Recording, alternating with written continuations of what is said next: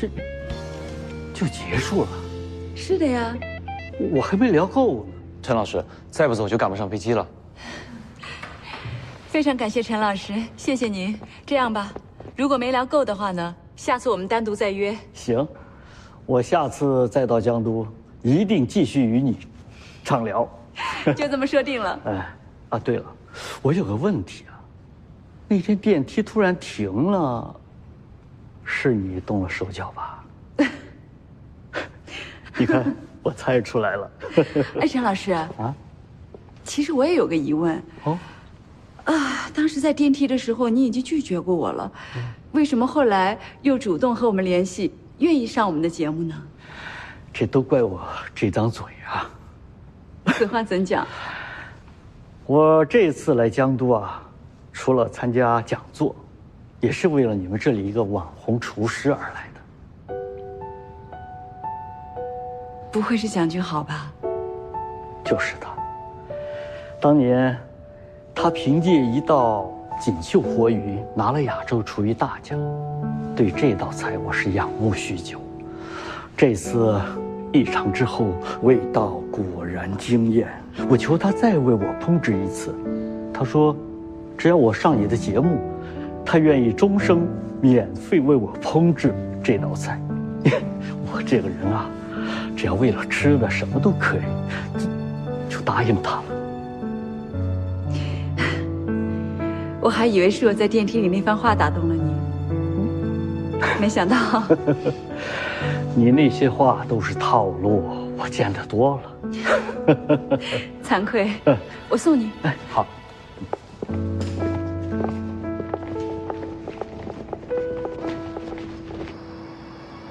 是不是你跟你大哥说，我要采访陈心远的？不是，是大哥自己问的。我猜就是。妈妈，我不能说吗？不是不能说啊，没什么不能说的。只是大哥那么忙，我们不要老去打扰人家。哎呀，我不是去打扰他们，我是去帮忙。大哥说他们那工作室没有我转不动。是吗？真的。哎，主要是他们那都老了，就我给他们带去活力的，我用处可大了。你怎么那么可爱？行了，早点睡觉去吧。啊，刷牙。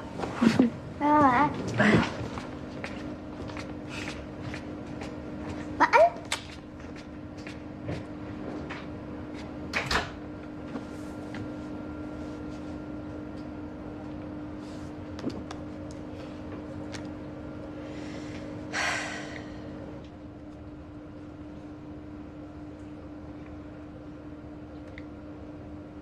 那我再设一个小小的一个要求吧，好不好？只要这个星辰书屋这个号，如果关注度达到4000的话，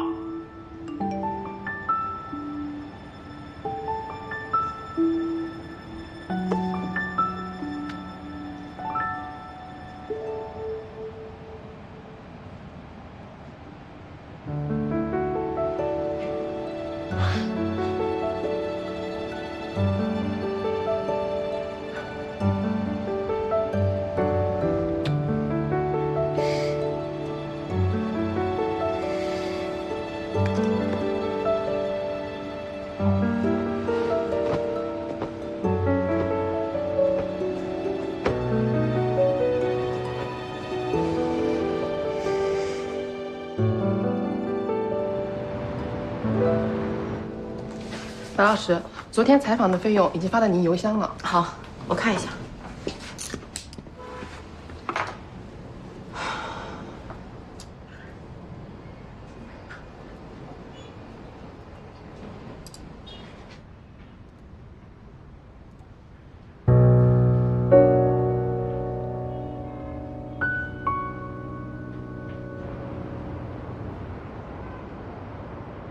数据里面显示呢，在2014年，欧凯歌管理的华商创新，虽然规模只有20亿，但是在当年，他却给券商贡献了6000万的佣金。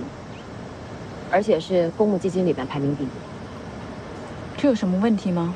单看肯定没问题，但是比较起来就有问题了。你看，跟它同期的颐和全兴，它的盘子总规模在343亿，但是全年的佣金费用也不过是2337万。你这个数据真实吗？应该是海川基金的内部文件，是匿名的，而且邮箱也加密。我之前也收到过一个匿名邮件，他当时只给我发了一张照片，别的什么也没有。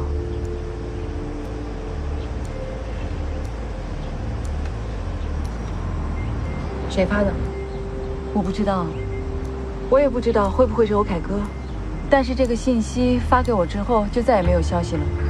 彩虹是什么意思？雨过天晴吗？不知道。你把照片发给我，干嘛？你不知道用手机或者是平板可以查到照片当时的拍摄地吗？就这样一张照片也可以吗？不行，因为他拍摄的时候关了定位。不过没关系，等我一下啊。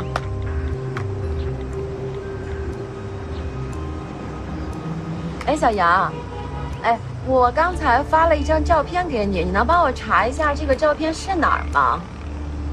好，谢谢啊。我们网站地理板块的负责人，全国各大著名景点，在他们那都是有资料可以查的。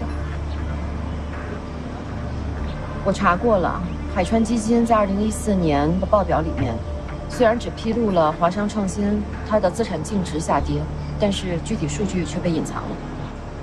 所以佣金背后的问题也被隐藏了。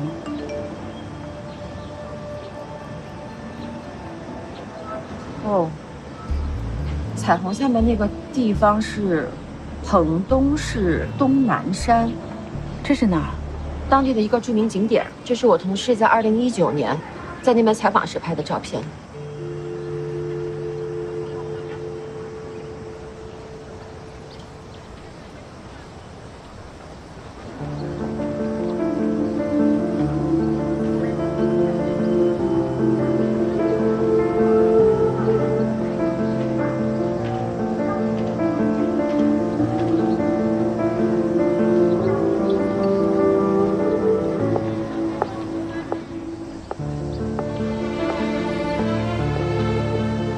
你好，我想问一下，这个人你见过吗？没见过。谢谢。哎，老板，您见过这个人吗？没见过，谢谢。不用。你好，大爷，我想问一下，这个人你见过吗？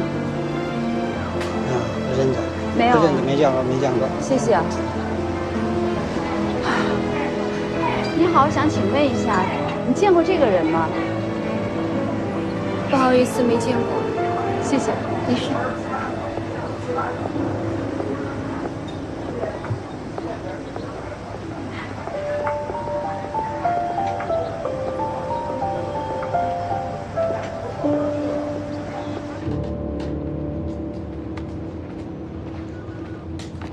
你好，请问哪位是白老师？我是。哦，您好，我是海川基金管理有限公司的办公室主任，我姓李。哦，李主任你好。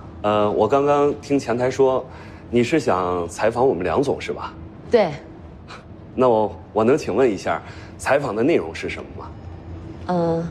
想了解一下海川基金这几年的发展，还有金融行业这几年的态势，包括市场的风险，还有机会。哦，是这样，我们梁总呢这2天正在外地出差，那麻烦白老师留下您的联系方式，最重要的是这个采访大纲。等我们梁总回来以后，我马上通知您，好吧？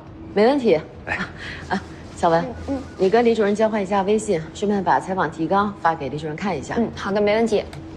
不好意思问一下，洗手间在？哦，一直往里走啊，谢谢啊。李主任，您办事我扫您还是您扫我？那你扫我吧。哎，好。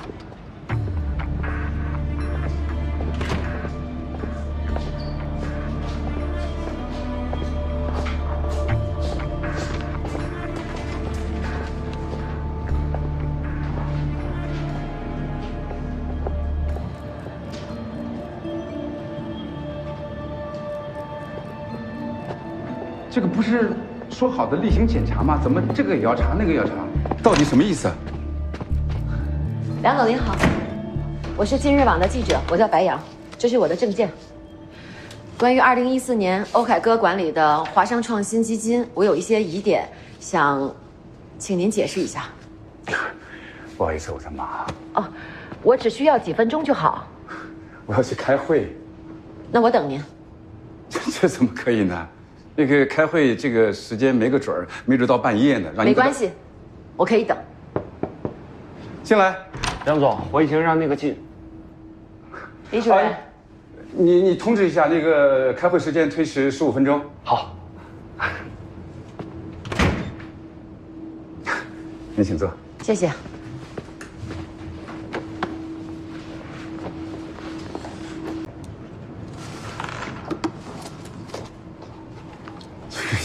有必要录音吗？正常流程。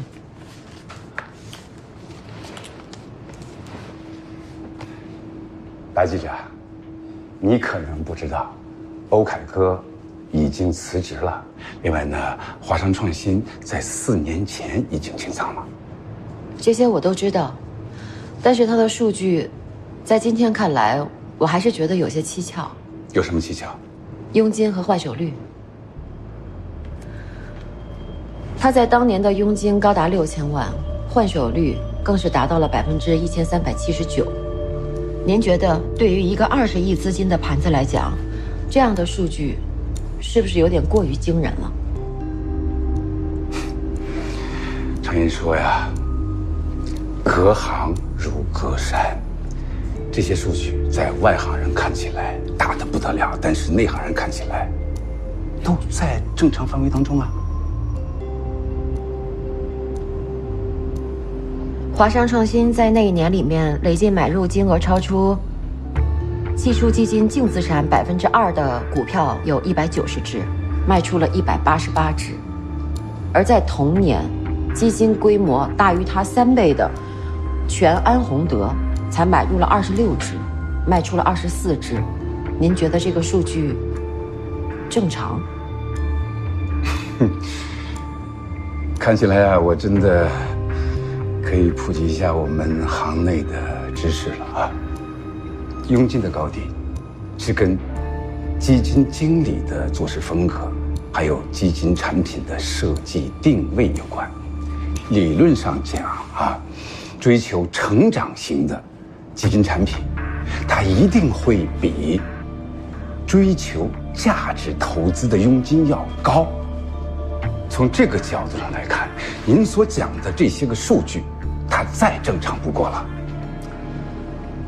那有这么高的佣金，为什么没有带来更好的业绩呢？反而它在当年的报表上显示亏损33.4%，这是为什么呢？这个事情是9年前的事情啊，不过我有印象，这笔基金呢，在当年啊表现确实不好。对，操作异常，亏损巨大，而且在长达1年的时间里边，海川基金的风控部门没有给予有效措施。可是，基金的管理人欧凯歌，在第2年的时候就被提升成了公司的副总，管理更多的基金，赋予更多的权利，这又是为什么呢？这个基金亏损了，基民的钱不见了，管理人被提升了，然后你们获得了巨大的利益。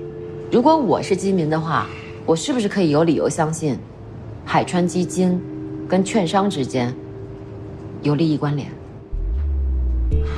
白记者，这可不能乱讲啊，这个绝对没有。那9年前的这件事情跟欧凯歌的突然辞职、销声匿迹有关联吗？对不起，大师太，不瞒您说，提起这个欧凯歌，我还憋着一肚子气呢。你等我一下。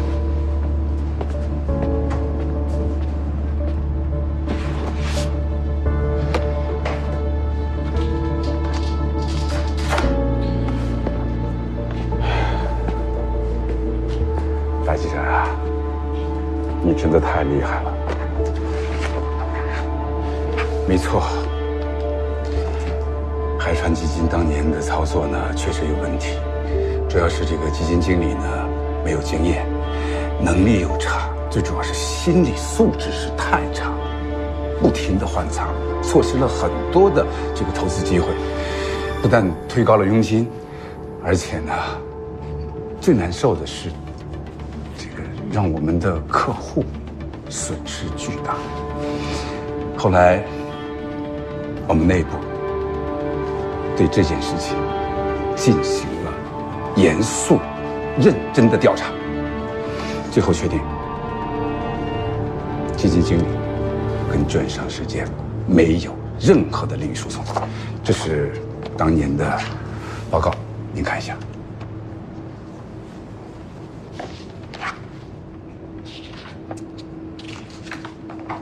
另外还有你对我们风控部门的批评，没错，确实，我们当时的风控部门呢，也还不太完善，没有对这种频繁换仓的这种行为呢，采取有效的措施，坚决的制止。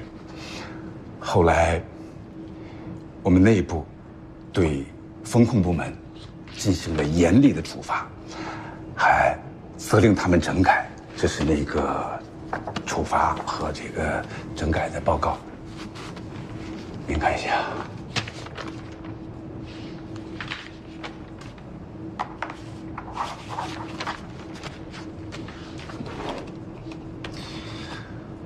欧凯歌呀，说是基金经理，但他只是挂名的。当时负责这笔基金的另有其人，是我们王经理。这个人就甭提，4年前就辞职了，引咎辞职。你看，这是他的辞职报告。这上面还提到这个华商创新呢。关于提拔这个欧凯歌是这样，他虽然在华商创新这边呢表现不是特别的理想，但是他自己主控的那个基金呢，表现非常非常的好。这个赏罚分明嘛，我这个人又爱财，提拔他上来还是我提议的。哎呀，我从副行长调到海川基金任总经理。没来多久，没干出什么成绩，就赶上这种事情，想想是真的丢人。不瞒您说呀，证监会也对我们进行了内部的惩罚。我们吸取教训，绝对不会发生这样的事情。另外呢，我也欢迎媒体对我们监督，这样是可以让我们成长。白记者，我给您提供的这些东西，你还满意吗？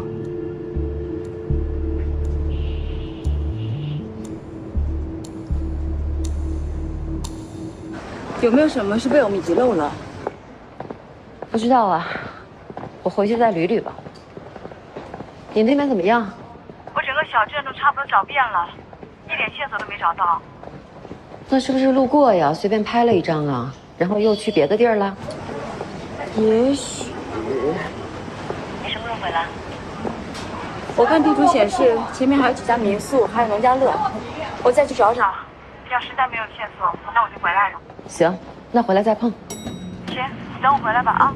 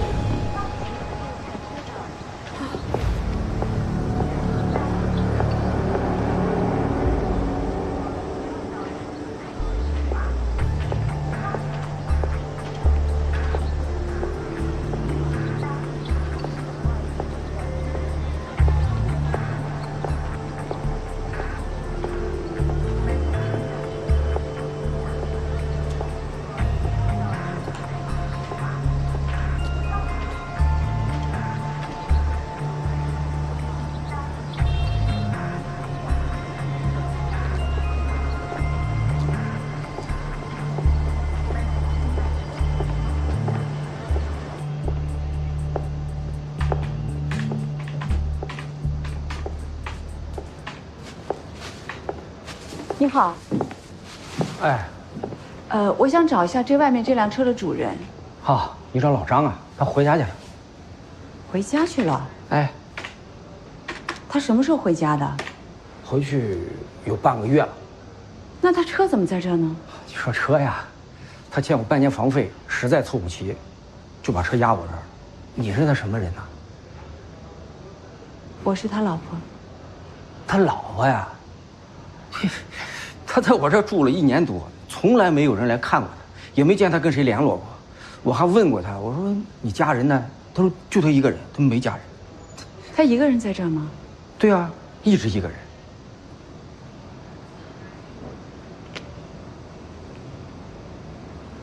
是他对吗？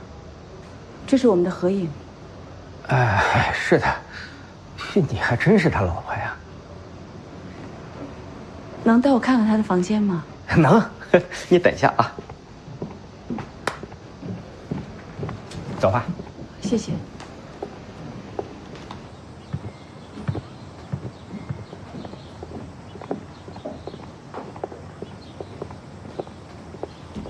就这些。来吧。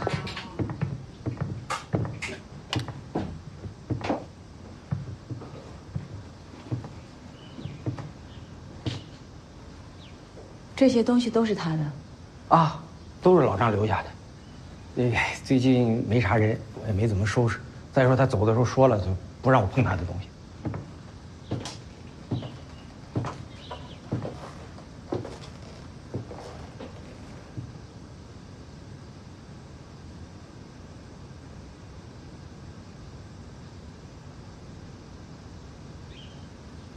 他这1年都住在这儿吗？啊，1年都在这儿。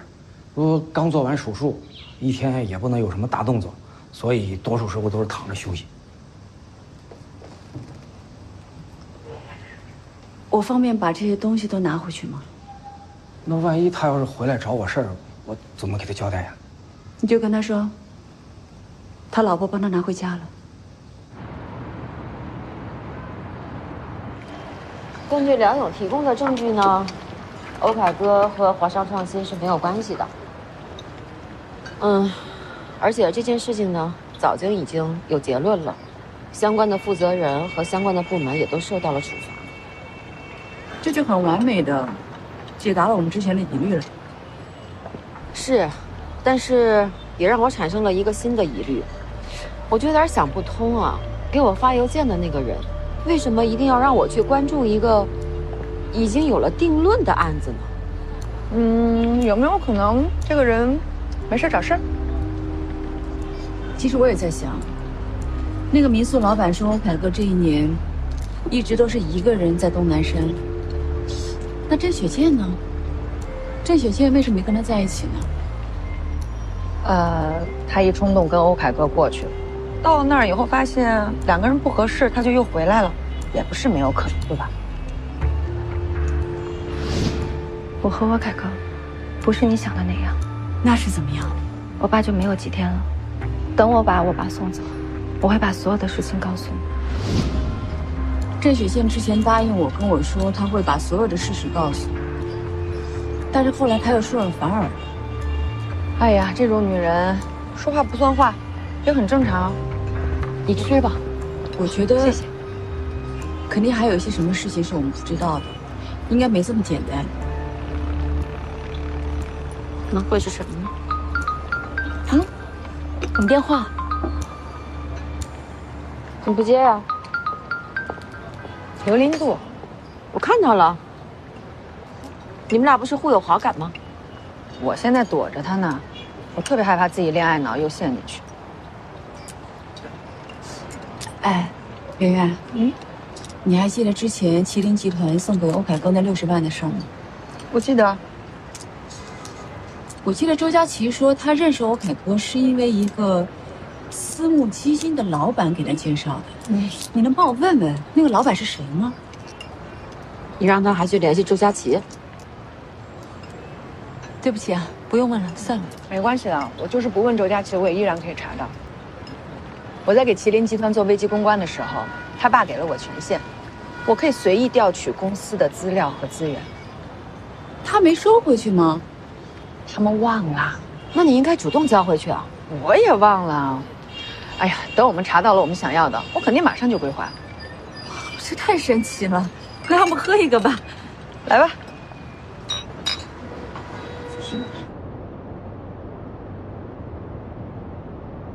华生创新的事不是结了吗？幸亏结了，要不然我今天根本就应付不来。还有一件事情特别的蹊跷，就是那个证监会。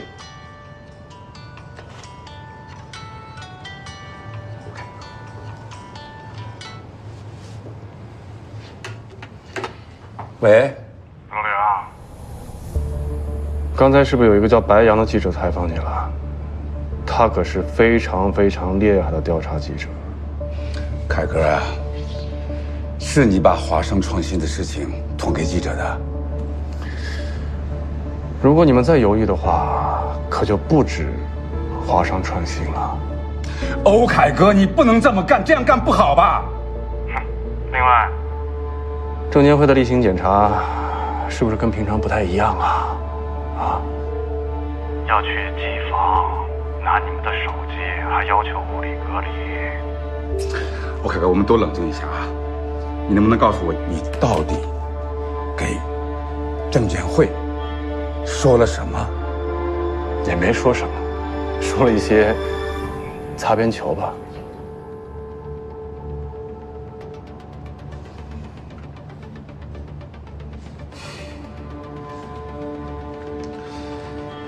凯哥，我刚才这个脾气不太好啊。这样，我呢跟叶总呢商量了一下，你也确实挺辛苦的，我们再给你增加300万的奖金，一共是1800万，怎么样？老梁，看来你还不是太明白啊。这样吧，我再给你们准备一份惊喜。哎，凯哥。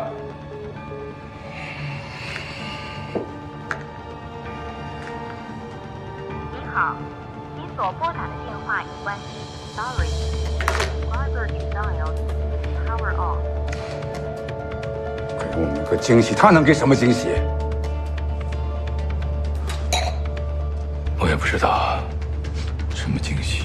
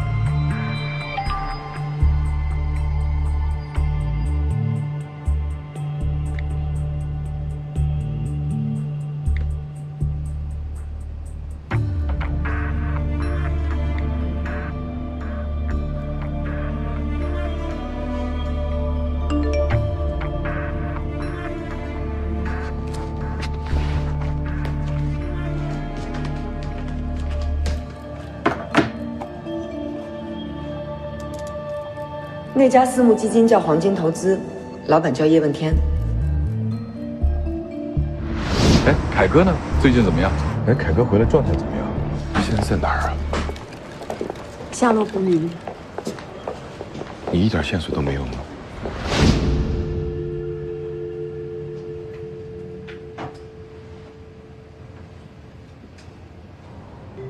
然这样啊，我们再给他加点儿，我不想让事情闹大。何欢约我明天见面。何欢约你？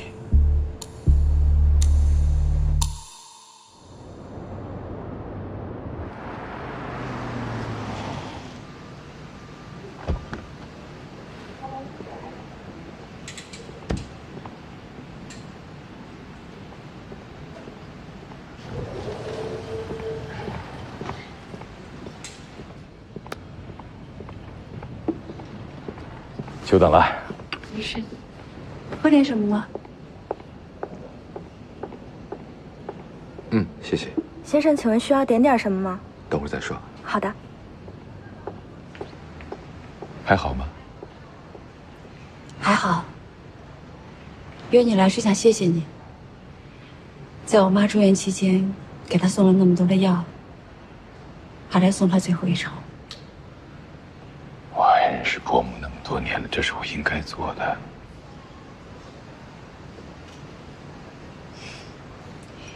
其实还有一件事情，我还挺好奇的。你说，你为什么要骗我呢？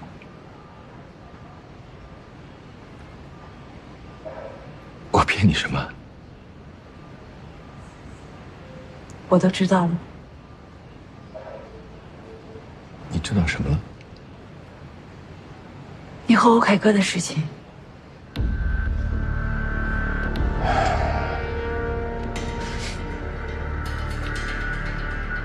他回来了。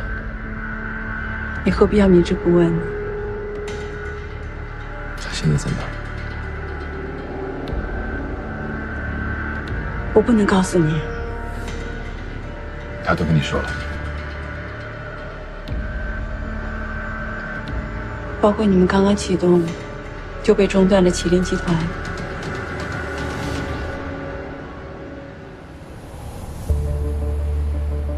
其实1年之前在电视台门口，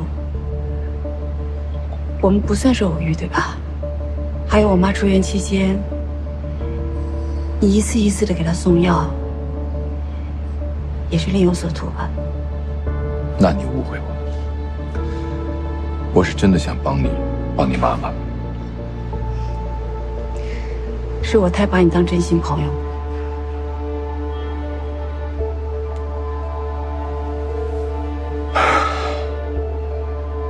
对不起。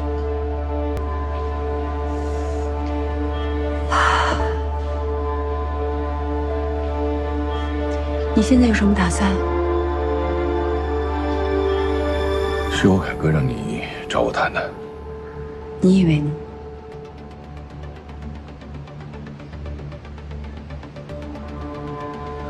那你劝劝他，别逼人太深。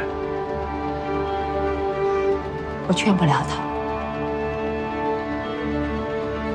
那我们就没什么好谈的了。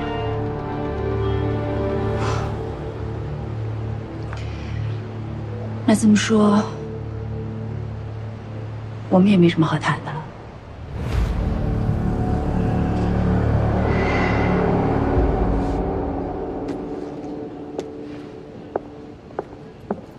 3000万，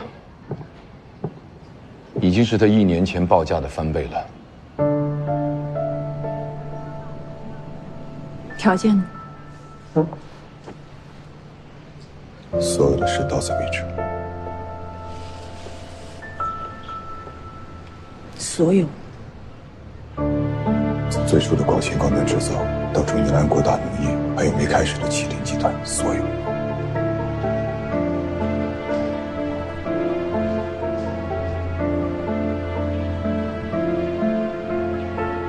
我不接受。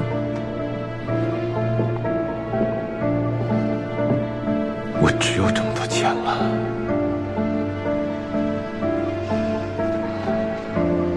你们到底想要多少？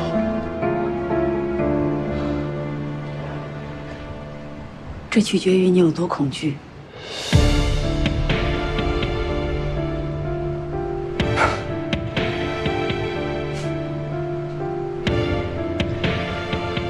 我是真没想到啊，你我之间还会有这样的对话？我也觉得挺意外的。你还有什么话要我带给欧凯哥吗？我对他无话可说，但我对你有句话。我虽然骗了你，但我是想要保护你。那我真没感觉到。你当初应该选择我。你和他有什么区别？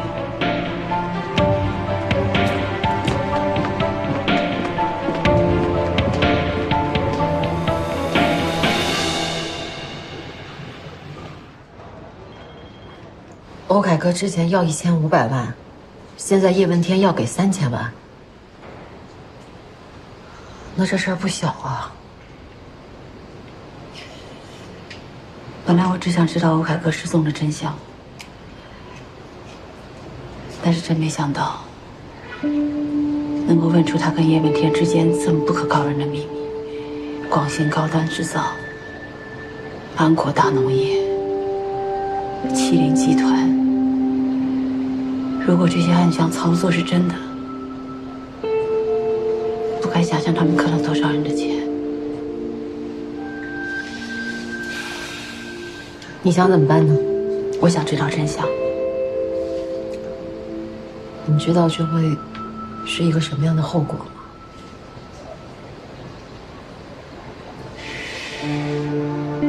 你不知道真相，你也不会知道后果。不管什么后果，也要面对。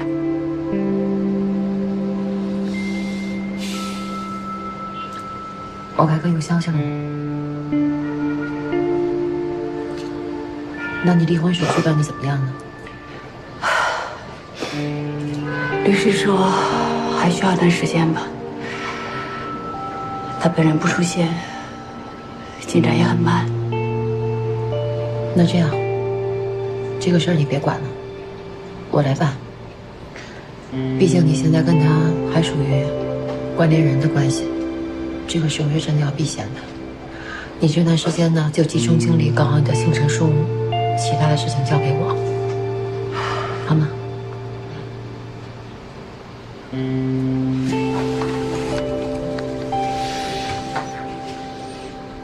黄金投资，他怎么了？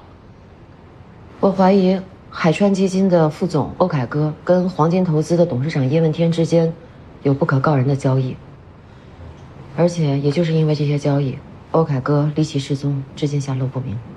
有证据吗？还没有，但是赵媛媛告诉我说，叶问天曾经找过欧凯歌，想让他帮忙炒作麒麟集团的股价，但是也因为欧凯歌失踪这件事情不了了之了。可是这只能证明他们两者之间有不可告人的交易，但是并没有实施。一定有，因为何欢告诉我说，欧凯歌之前因为某件事情跟叶问天开价了1500万，这件事情不仅关联到麒麟集团，还关联到广信高端制造，还有安国大农业。某件事情，这是什么事？不知道，这也是我要调查的。